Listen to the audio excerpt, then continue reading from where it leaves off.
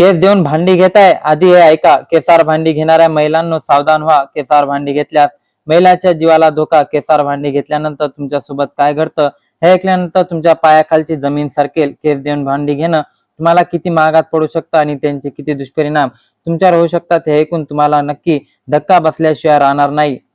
तुमच्या घरात गळलेले केस विकून नवी कोरी भांडी घेताय तर थांबा, व्हिडिओ नीट बघा, कारण ही तुमच्यासाठी मृत्यूला आमंत्रण देणं आहे. केस देऊन भांडी घेण्याच्या एखाद्या साध्या सईमुळे तुमच्या संसाराची कशी राखारांगोळी होऊ शकते हे ऐकल्यानंतर तुमच्या पायाखालची जमीन सरकेल.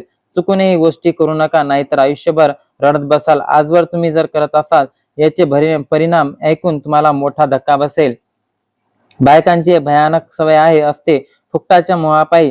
जेव्हा केस गळतात विचारतात तेव्हा केस जमा करतात आणि केस जमा करून आलेल्या भांडेवालीला देतात आणि त्यांच्याकडून भांडे घेतात. आता खरं तर एक घटना महाराष्ट्राच्या एका गावामध्ये घडली आहे. त्यानंतर सगळ्या महिलांना धक्का बसलाय. एक लहानशा खेडेगावात एक भांडी विकणारी बाई फिरत फिरत आली होती, जी महिलेचे गळालेले केस जमा करून त्या बदल्यात नवीन भांडी वाटप देत होती. तिच्यावर सायकल चालवणारे, प्लास्टिकचे टप, स्टीलचे तांडे आणि लखलखीत कडेची मोठी गर्दी. ही ककाकणारी भांडी पाहून नेहमीप्रमाणे गल्लीतल्या सगळ्या महिलांची एक झुंबड उडाली. घरात साठवलेले जुने पुराणे गळलेले केस घेऊन साऱ्या जणी तिथे जमल्या झाल्या. त्या भांडी वाल्याबाईने केस देऊन प्रक्रिया आपल्या आवडीची भांडी पदरात पाडून घेतली. कुणी मोठं पातेला घेतलं, कुणी भाजीला कढई घेतली, तर कुणी हवनेशी चमचे घेतले. पण बऱ्याच साध्या भोळ्या महिलांना ठाऊक नसतं की 2 मिनिटाच्या लालसापोटी स्वतःच्या आयुष्याचं ज्यांचं कसं वाटोळं आणि ज्यांना अख्खं महाराष्ट्र हादरून जाणार आहे. खरं तर महाराष्ट्रातल्या मातीतल्या एक शांत आणि निवांत गाव नुकतीच एक घटना तिथे घडली, जिने केवळ त्या गावालाच नाही तर संपूर्ण महाराष्ट्राला विचार करायला भाग पाडले. एका बाजूला विज्ञानाची प्रगती आणि दुसऱ्या बाजूने परंपरेने चालत आलेल्या सवयी, या दोघांच्या संगमात जेव्हा एखादी धक्कादायक घटना घडते, सर्व झुंबड उडते. माणसाच्या पायाखालची जमीन झरकल्याशिवाय राहणार नाही. त्या दिवशी दुपारची वेळ होती. सूर्याचा कडाका जाणवत असताना गावाच्या वेशीवर एक ओळख आवाज घुमला. सायकलवर बसलेली एक महिला, जिच्या पाठीवर आणि सायकलच्या दोन्ही बाजूला भांड्याची डोंगरची लादलेली अशी होती. स्टीलची नवी कोरी पातेली, चकाकणाऱ्या कढई, रंगीबेरंगी प्लास्टिकच्या वस्तू, हे सर्व काही मिळण्याचे मार्ग खूपच सोपा. फक्त घरातले केस देऊन यायचे आणि सगळे भांडी घरी घेऊन जायची. गावातल्या महिलांसाठी एक आनंदाचा क्षण असतो, कारण त्या दिवशी केस कचऱ्यात जात असतात. त्यापैकी आपण काही ना काही घेऊ आणि तेच केस त्यांना भांडी जर मोफतपणे मिळू देत असतील तर त्याच्यावर गैर काय, असं विचार करून महिलांची गर्दी झाली. खरं तर महिलांची सवय असते, त्यांना त्यांच्यात गैर काही वाटत नाही. पण जेव्हा अशी एखादी घटना घडते त्या सगळ्यांचे डोळे उघडतात. आणि त्या दिवशी ती घटना एक महिलेसोबत घडली, ज्याने अख्ख्या राज्यातल्या महिलांसाठी एक रेड अलर्ट जारी करण्यात आला. आता महिलांची गर्दी झाली. या गर्दीत रत्ना नावाची एक महिला होती. अत्यंत कष्टाळू आणि साधी गृहिणी. तिने गेल्या अनेक दिवसापासून जपून ठेवलेले तिचे मुठभर केस त्या विक्रेत्या महिलेला दिले. त्यानंतर त्या बदल्यात सुंदर लखकणारी स्टीलची पातेली घेण्यात आली. रत्ना ते पातेला घरी आणलं आणि आनंदात भरात तिने स्वच्छ धुतला आणि रात्रीच्या जेवणासाठी त्यात भाजी शिजवली. त्या रात्री जेवताना तिला एक वेगळाच अनुभव आला. भाजीचा चवच खूप वेगळी आणि अधिक स्वादिष्ट होती. रत्नाच्या पतीने त्या मुलांचाही तृप्त घेऊन जेवलं आणि आनंद घेतला. फार काळ टिकणारा नव्हता, कारण की महत्वाची बाब हे आहे की तिने नवऱ्याला कमावून आलेल्या सांगितलं होतं की माझी केस दिली आणि पातेले मिळले. सहजपणे खुश झाले. सगळेजण जेवण खुश झाले. आता खरं तर बोललं जात आहे की पातेल्याचं बनलेलं जेवण केल्यानंतर रत्नाच्या कुटुंबाला अचानक अस्वस्थ वाटू लागले. रात्री त्या पातेल्यात केलेली भाजी सगळ्यांनी खाल्ली. ती गोड लागली. सगळे खुश होऊन झोपले. पण अचानक कुटुंबाला त्रास होऊ लागला, अस्वस्थ वाटू लागला. सुरुवातीला हा प्रकार काहीतरी बाधा झाल्यासारखा वाटत होता, पण त्यानंतर तपासाची चक्रे फिरली तेव्हा समोर आलेली थक्क करणारी बातमी होती. जेव्हा गावातली एकाच नाही तर ज्या ज्या महिलांनी ती भांडी घेतली होती त्यांच्या घरातून तक्रारी येऊ लागल्या.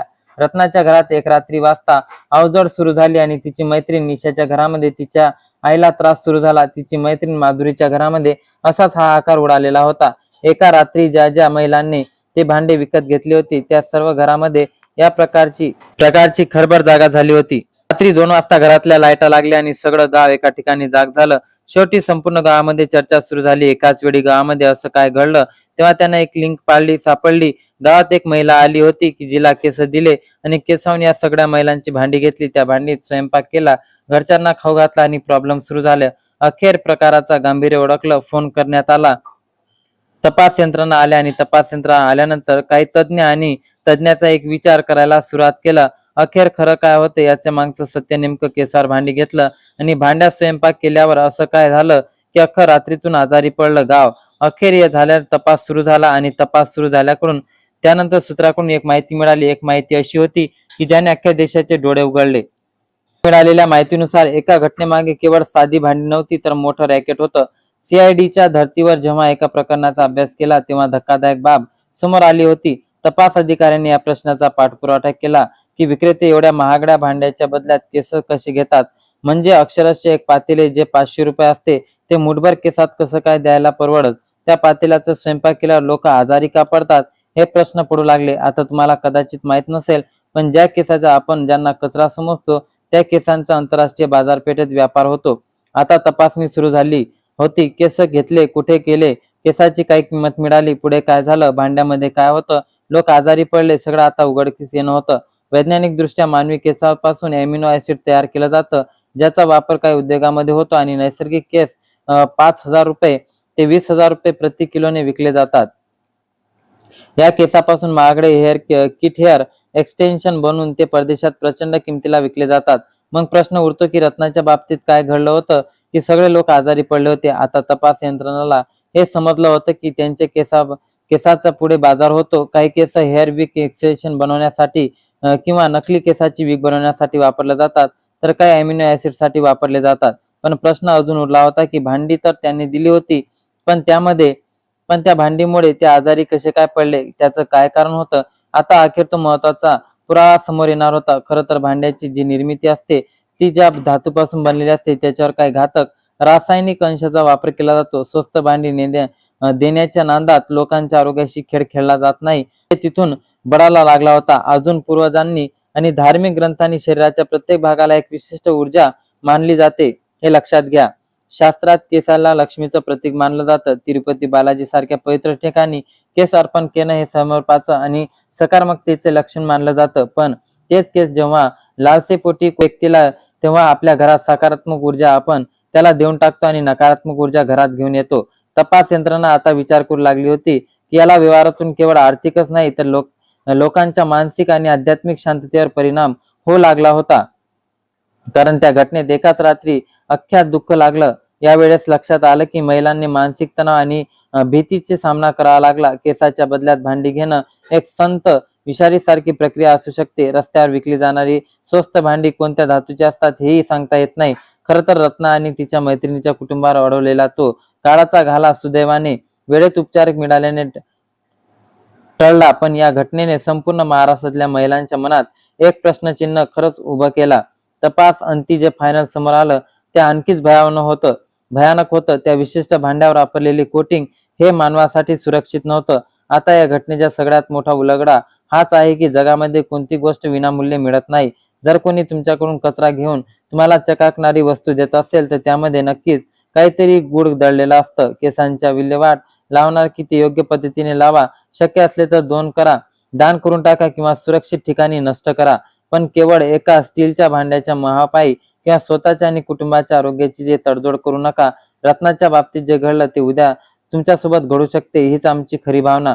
समाजात वारंवार आपण सतर्क राहणं किंवा गरजेचं आहे. घटनेपासून आपण ज्या ठिकाणी पाहिलं तर अनेक घटना महाराष्ट्रामध्ये आज मातीत घडत आहे.